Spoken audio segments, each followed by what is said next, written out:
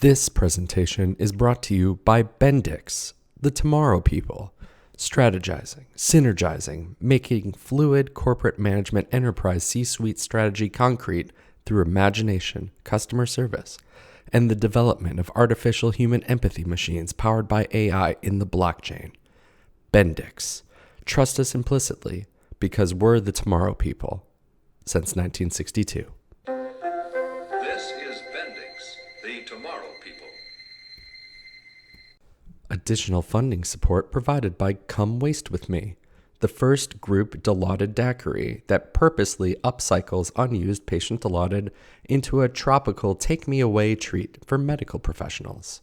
Come Waste With Me. What is the best job in the hospital? Many healthcare employees assume that the C-suite is the best place to be in the hospital because the CEO/CMO/CNO are by far the farthest removed from patient care and make the most money. However, this is not the case. They are often blamed for any failings that occur in the job and can be surprisingly high stress to meet the increasing demands of healthcare professionals while walking around the hospital pretending to be important while wearing a pathogen-soaking three-piece wool suit. Others believe that the chaplain has the best job in the hospital because no matter what, they're always right. If a patient gets better, the chaplain did a great job in channeling God energy into that patient for healing because it definitely was not the medicine. If the patient dies, God just exercised the early termination clause on their life lease because he missed your family member so much that he needed them by their side right now. So death's a great thing, unless you're Catholic, and that means you just didn't pray hard enough for your family member.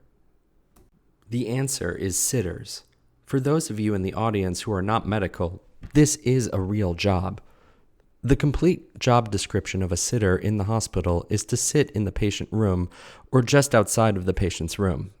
There is absolutely no patient care expected from an expert sitter, but because this job is so highly coveted, we will teach you how to obtain it with the highest level of proficiency. Take and score high on the SAT, the Sitting Aptitude Test. This is a grueling test in which participants are tested to see if they can endure the conditions of sitting down for 8 hours. Master the interview. The interview to become a sitter is oftentimes filled with pitfalls and traps. If the interviewer stands up when you walk into the room and holds a hand out for a handshake, do not shake their hand. Sit down. Better still, arrive in a stolen motorized shopping cart to show that you really mean business. Optimize your CAT, chair to ass time. Invest in a high-quality roller chair by taking the last available one from the nurse's station. Elite performers have cut holes in the bottom of their chair and installed hospital hats for easy bathroom access so that standing is not necessary during one shift. Now let's have a look at some real-world patient scenarios. You're a sitter in the room of a 90-year-old patient with AFib on Eliquis and severe dementia and high fall risk. Suddenly, the patient gets up to leave the hospital because she wants to vote for President Eisenhower, and you witness the patient falling on the floor and striking her head. The patient is unconscious and breathing slowly. What should you do? A. Alert the patient's nurse or physician immediately. B. Stabilize the patient's cervical spine in anticipation of neurosurgical involvement. C. Activate the code blue alarm in the patient's room. D. Sit. The correct answer is D. Continuing on, question 2. The patient's nurse arrives in the room and asks you what happened. What should you say or do? A. The patient attempted to get out of bed and fell about 5 minutes ago. I attempted to stop her. B. Patient attempted to get out of bed and fell despite me telling her not to get out of the bed. C. Watch TikTok on your phone, only looking up annoyingly for a second at the nurse when she asks you for the 3rd time, then resume watching TikTok.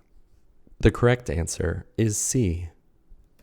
Question 3. The nurse asks for your help in moving the patient to a gurney for a stat CT head to evaluate for a brain bleed. What should you do? A. Continue sitting and explore the space and acoustics of your built-in chair toilet. B. Roll over to the patient's table and eat the remainder of their chicken wings before they go cold. C.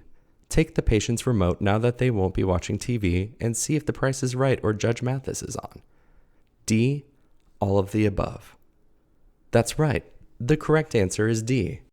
Congratulations. You are now fully certified to become a hospital sitter, and we wish you the best of luck from the warm, caring, touching objects that work for the Bendix Corporation.